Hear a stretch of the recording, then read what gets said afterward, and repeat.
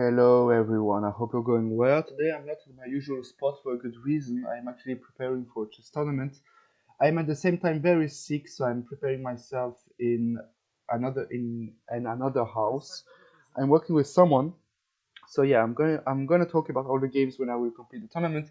But since then, I just want to talk about what is a real chess game because I'm sure you know that there are a lot of chess cheaters, and that's why I will just show you what looks a game between two opponents rated around 2000, 2100 FIDE rating. So that is the game, that is the report, and it seems pretty unlogical. Why do we say it's one of the best games that has ever existed, but the accuracy score is only 78%? For a good reason. Actually, there are a lot of things to say about this game, so that's why I'm actually analyzing this game today. So I played with the black pieces. Oh, I'm very sorry that you saw the last position. So yeah, I played with the black pieces, and the thing that you have to understand is that when I am playing with the black pieces, I usually played very solid systems like the Caro-Kann defense or the open Slav opening when my opponent plays d4. And I'm trying something new actually, and what I'm trying is this g6 move. This is the modern defense. I already made a lot of uploads and courses and lectures about the modern defense. So if you're looking for a good chess coach, go in the description. But in every case, I picked this variation because I do know that even though my opponent started with knight c3, there is still a chance that he plays e4, d4, like in all the typical modern defense openings. So he played d4 actually, and I played bishop g7. It's still correct. D4, d6. So the idea of d6 is that I want to go knight f6 without getting oppressed by the move e5. So he plays knight f3, and now we are in the real position, very known modern classical variation, modern or pure defense, or the name that you want. I played knight f6. He played h3, which is a move which I haven't seen yet. So I do know the move bishop e2, which is the game against the FIDE master. I already uploaded this game. There is another game against a Kazakh opponent which played the same line as the FIDE master, but played rook d1 later on in the game. So I do know probably 25 moves, but h3 is a little novelty for me. So I just played the usual ideas, c5, which is already not good. The engine offers me the castle possibilities, and then after, for example, I don't know, bishop e3, then I suppose knight there. Oh no, d5.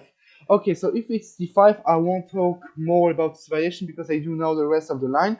Actually, I'm transposing in a very strong variation in which I'm allowing my opponent to go there, but then I play c5. It's a very difficult position, but I do know what it's all about right now. Okay, so it's good to know. Okay, so actually it is pretty good to know. I will put that idea in my mind. So yeah, actually I didn't know that. I played c5. My opponent decided to push d5, and now I started to feel pretty uncomfortable because I also played probably 3 years ago, one or two times. I tried over the board the Benko Gambit and all this type of Benoni systems and so on. And I had actually very good results, even though I played a lot worse chess than I do right now. And I'm not playing good chess, I can assure you that. But in every case, I decided to go castle. This is what I know. A4, which is correct. The idea is to prevent me from playing b5. And since I didn't play a6, I do know that I'm not forced to play a6 anymore because you play a6 in order to force a4. So I'm creating a sort of weaknesses. But now, since the pawn on a4, I think I won't play a6 at all. But for the moment, I'm not very interested in playing a6 by myself because there is no need. He already made a small inaccuracy, strategically speaking, by giving me away some black squares. So I played knight d7, which is bad actually. I really wanted to go e6, but honestly, I know generally speaking that it's good. But what was a problem for me was bishop c4, which is actually the engine move. But the problem is that for white, if you take and for example knight g5 and oh I am super smart, I'm going to take a bishop, boom d5, and if e5, knight there or even or not. Okay, the engine doesn't recommend me knight e4 anymore. Okay, I had some very obscure lines with my own engine with 94, but okay. Okay, 97, And this is good to find position because this is a little too weak. Even though you can take there, can take back, and now this is protected. And if f4, then the king is just completely wide open. So check is at least mate. So yeah, but the thing is, you can still grab the pawn on d5. And I wasn't sure in my mind. Okay, this is already a mistake. And this is what I saw in my mind. And I wasn't sure that I could give him away this pawn. But okay, I can. I think that I can. 95, queen d8, queen d8. Okay, I wasn't sure actually in that position or actually, but okay, it's still fine. In every case, now I do know that actually. But okay, but what was the real problem was actually e6 bishop c4 because if I take knight takes and I take on e4, I'm probably winning a pawn, which is fine. But still, I'm asking myself some questions. What's gonna happen if I go back with knight? Probably bishop g5. And I do think that white has some compensation for the pawn. So you have to take, if you take with the pawn, by the way, there is just a check, and this is already a very brutal position to deal with the white pieces. For example, 94, I'm taking space. You have to take, rook takes, and now you cannot castle because I'm taking on b2, so you have to defend the pawn. If you play c3, then I do think that bishop h6. Oh no, rook c4. I'm just stupid. I'm very sorry. If rook there, what should we do? Taking on e3, taking on b2, and bishop c3, king f2. Okay, it's a very difficult. I will have to analyze that a little more further. It's good that I actually analyze this game for my YouTube channel. It's helping me, motivating me, and so on with me. Okay, so I do know that right now this is still good.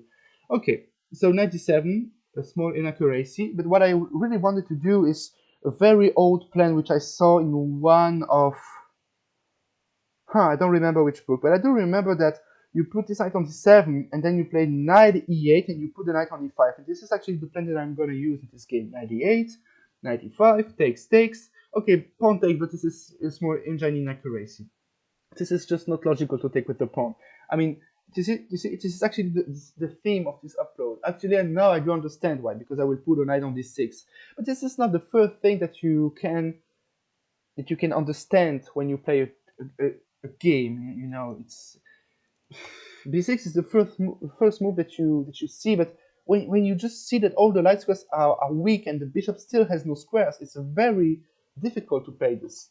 The engine starts to say that white is slowly a lot better, so it's good to know actually. But okay, I played bishop takes, castle, and by the way, if you are afraid of f4, just keep in mind that now the king is just weak, so this is just possible, and I have at least some compensation. e6 is now coming because yeah, now the king is very stuck, and e6 with check, for example. So this is already pretty interesting for black in this position. But okay, I played knight c7. The idea was to prepare a move e6. Probably e6 directly was better, but you know, this bishop g7 or knight g7. Actually, the engine says queen b6 is also a playable move.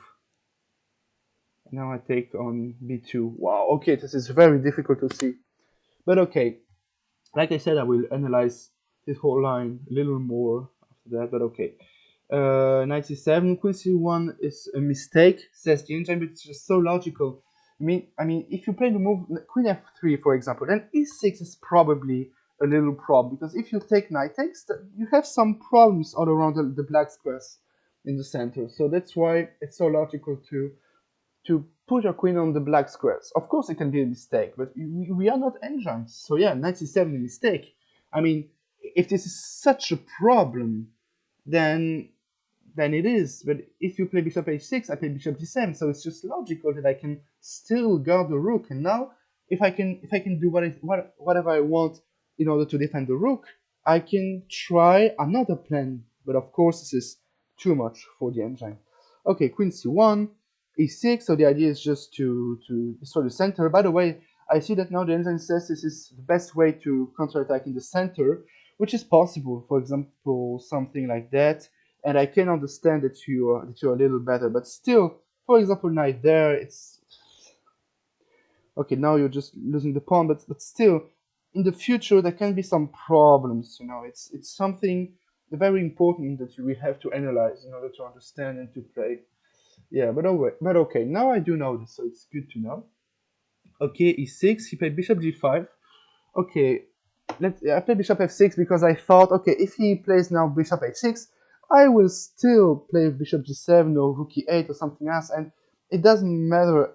It doesn't matter a lot because the bishop will still go back and forth and so on. So I'm not so surprised, honestly. Okay, played d6. He played bishop g5, and he traded the bishop. He traded the bishops. And now the thing that we have to understand with the black pieces is that okay, you do not have this black square bishop anymore, but still, since he does not have a black square bishop which can go in, then it's not such a problem. I mean, the center is still under some pressure, so it's time to find some counterplay with the white pieces. So the engine says d takes e6, and if knight takes e6, for example, bishop c4. But okay, this is already a very brutal line. Oh, now f4. Okay, good to know. It's pretty. It's just so non-logical to give away the whole center, and the pawn cannot go. It cannot advance, and if you play f4, you have the thing that all the black squares are weak. So it's pretty difficult to play this kind of moves. And when I see that type of move, I'm just feeling tired of chess. I mean, I start to hate chess because why should I find all these moves when I can just play a normal game, be a good chess player, and not get refuted all the times that I play? I played probably, I don't know, I lost around 80 rating points on chess.com because I was playing against brand new accounts, playing incredible moves, and I had a very weird feeling of playing against a wall. And when you play against a wall, you just don't want to play anymore. If you play tennis, it's okay because the ball has to bounce back. But when you're playing chess, it is just useless. So you see, okay, you see, let's say my opponent in real OTB game, the guy didn't leave the chessboard yet. And let's say he takes, I play knight takes and he plays f4. Now he's just a lot stronger because there is almost no doubt that he's not cheating, that he's a good player, you know. And when there is something like that, okay, but now it's time to play it practically because we are humans. For example, Queen h4 is already a move which I can consider. The idea is that I just want to bring the knight over there. You cannot stop me, and then probably sacrifice and try to find something around your king.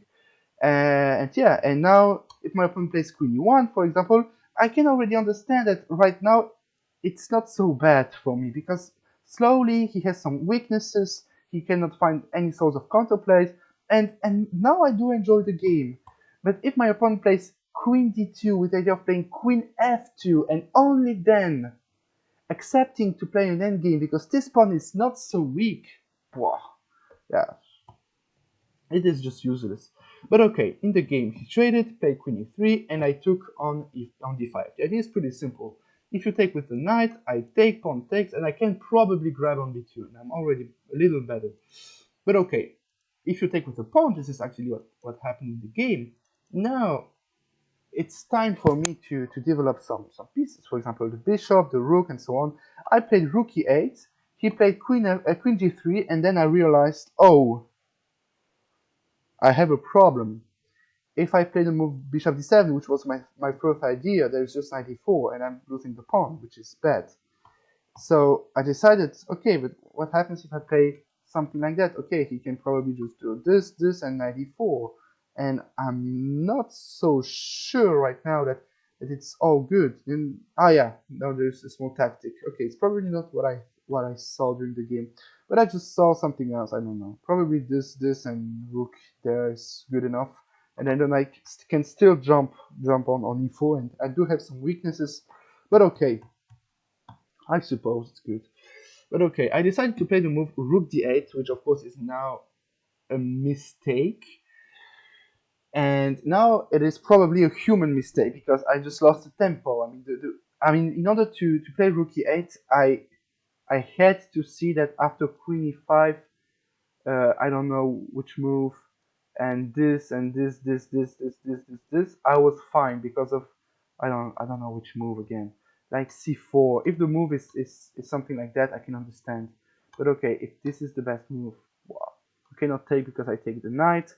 And yeah, no, I'm just fine actually. You have to play rook there. And then, okay, it's very difficult to see something like that. I suppose it's not the right line. Wow, okay, no, okay, I had to see all of this in order to play rook e8. So, humanly speaking, we can say that probably rook e8 is then a mistake, because if you do not see the rest of the line, you cannot play rook e8. And I managed with some luck to play rook e8 and then playing rook d8 and so on. And it's not a problem that I'm repeating the moves. I do understand right now that sometimes you have to repeat the moves, but it's just a practical response to the problems which I see. This is a potential problem because I can still lose a very important pawn, which I don't want to. So he decided to go rook a1. This is a logical move, bringing the rooks in the center. I played knight e8, logical move. I just want to go bishop f5. But the problem is that if I go bishop f5 right now, I was a little afraid of queen f4 or queen f3. Okay, the engine says king g7. Thank you very much. I do not need you anymore. If I need some more analysis, I call you later. Okay, and then rook e7, and I stopped my variation there. Okay, but okay, this is just ridiculous. And now I have to understand that I can still bring the rook because the pawn controls the e4 square. Actually, I did understand this, but I couldn't believe that. For example, rook there, and what is going on? King f6. Okay, thank you very much. See you in the future upload. Oh, it's good. But okay, I just didn't. Yeah, I couldn't evaluate the position the same way as the engine did. Yeah, actually, I lost 9 seconds. I do calculate pretty fast, honestly. Okay, it's good to know. But okay, I played 98 so that, let's say you play a dubious move, you do not have queen f3 or f4 anymore because I can just take, and if you take the queen, I take back with a knight, which is logical. But yeah, this is not the best move ever played. But okay, he played rook e4, which is now a human mistake because he's just allowing me to trade some pieces, but still, I was a little too afraid of this type of positions. Knight g7, queen f3, putting me under pressure, queen e7.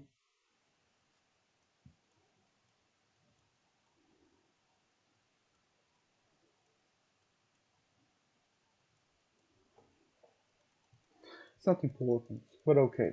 Too much to look at. Okay. Yeah, you see, this is already not so funny anymore. I decided to play bishop d7 in order to try right now to push something on the queen side, because even though he has some good centralized pieces, he doesn't have any threats for the moment. So it's time for me to do something. My knight guards a little the center and the king side, so it's time to use my other pieces on the queen side. It was what I thought. This is of course a pretty typical practical style of thinking during a chess game. I'm a practical player. I'm not a good player. Okay, rook f4, queen g7. Yeah, I didn't look at queen e5. Honestly, queen g7 is just so logical. I'm just allowing my pieces to go in. He played rook f3, preventing me from playing knight there because of queen takes d6. But still, there are some variations, but it's not so easy and so on. But okay, I played a6. I can still play knight f6 whenever I want, so I just try to create something on the queen side. Queen f4, he's not attacking anything because this is protected, so rook b8, preparing the move b5. I was a little afraid of g4, which is of course the Indian move. Why was I afraid? I don't know actually. Being afraid is... this is an emotion, this is not a critical thinking. There is no thinking process behind the idea of being scared. I wasn't scared. I just thought it was a good move, and I couldn't explain why. So since I cannot explain why, there is no need to be afraid. In every case, I played the move. He played h4, so he did understand that he had to bring some pawns over my king. But now I decided to play h5 in order to use the fact that he gave me away the g4 square. And the reason that I did that is okay, I'm giving away this square, but for this one. And the reason why I did that is actually pretty simple. There is no knight or bishop which can jump for the moment on d5, but I can play bishop g4 whenever I want. So improve my pieces whenever I want. Okay, rook b1 mistake. And now this is just humanly a mistake because there is just no need to put the rook on the side of the board, and the rook is not so protected because of the knight, which is a little loose, so you cannot push your pawns actually. So I just played b5, and now it's fine again. He played ab, ab. I was looking a few seconds, actually, when I was thinking, because I pre-moved ab. I thought about bishop takes, but somehow after, I don't know, bishop takes, pawn takes, and knight d4. I stopped my analysis probably a little too early, but I was just not so sure that this is a good idea because the knight can just go on g5. So yeah, the entrance says it's a mistake, but it's just useless. It's a useless type of thinking. This is a very scary moment, a very critical moment. So that's why I took with the a pawn, giving me some opportunities on the a file. He played rook e3. Now this is a serious mistake because I can just take some space, trade some pieces, and improve my knight. Finally. And now I will jump over there and there. It is actually my plan, and this is exactly what happened. Now we will start to be under some time pressure, but it's still okay. Now I knew that I was a little better, but I couldn't figure out how. If I play b3 and he plays c4, for example, this is just a very weak pawn, and there's probably already a fork. Yes, there is, knight d3. Yeah, but okay. I just wanted to trade this rook because this is his last active piece, and yeah, now I just want to improve my position a little. And for example, if you play rook e8, I wasn't sure, but I thought that just improving my queen was enough. What does the engine say? Yeah, queen f8, for example. And if you trade everything, I'm the only one who can win this game because, okay, this is a weak pawn, but this is a bad bishop. So, bad bishop, very bad bishop. So yeah, I decided to trade some pieces, and he didn't trade the rook, so now I just penetrated with my rook. The engine doesn't agree with me, but this is not a problem.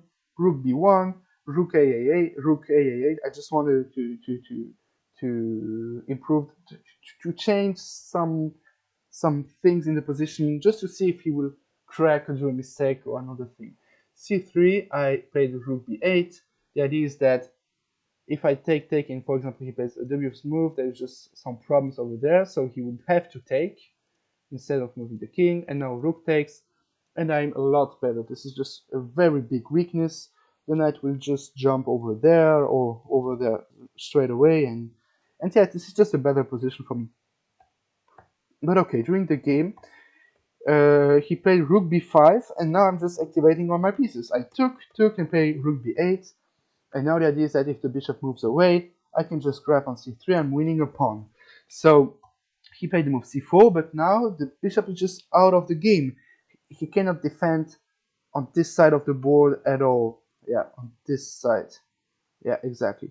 So he's playing down a piece, and I'm controlling both the light squares and the black squares with my knight. So I played rook d8, which is a mistake, but I just wanted to bring the knight into the game again. And now I only have 50 seconds. b3, knight g4, knight e5, and now I will do a small mistake. I saw there is a fork, but still I wanted to try a little trick, which is queen 7, and if he moves the rook, for example, then okay, I can just bring the knight over somewhere, but I don't know. Probably just taking the fork was enough, but I just saw that I have this trick in 2 moves, and now actually he folded that, and he moved the queen, and now I just won the rook. I protected his pawn, and that doesn't agree with me. This is a good move. He says it's a draw after queen e3. Okay, if I go there, there's just queen there. Let's say rook f8. He takes the pawn and he's better. Oh no, bishop d7! And then I'm just losing the full house because of this. So I have to play this move. I do not have bishop d7 because I can just take. And if you take the pawn, then queen c7, and you cannot grab this pawn because of queen g7. I'm winning. Okay, very difficult to see. Had only 30 seconds, but it's okay. Now I'm just clearly fine, and in this position he didn't have time at all. He fought on time, but he still lost the game because of the position. So yeah, very, very, very interesting game, and you see what happens when you are doing human mistakes. It gives us some very interesting positions, and I hope that you enjoyed the small upload. If you want me to analyze some of your games, or if you're looking for a good chess coach, go in the comment section. I'll be there in order to answer you. See you in a future upload. Take care, everyone.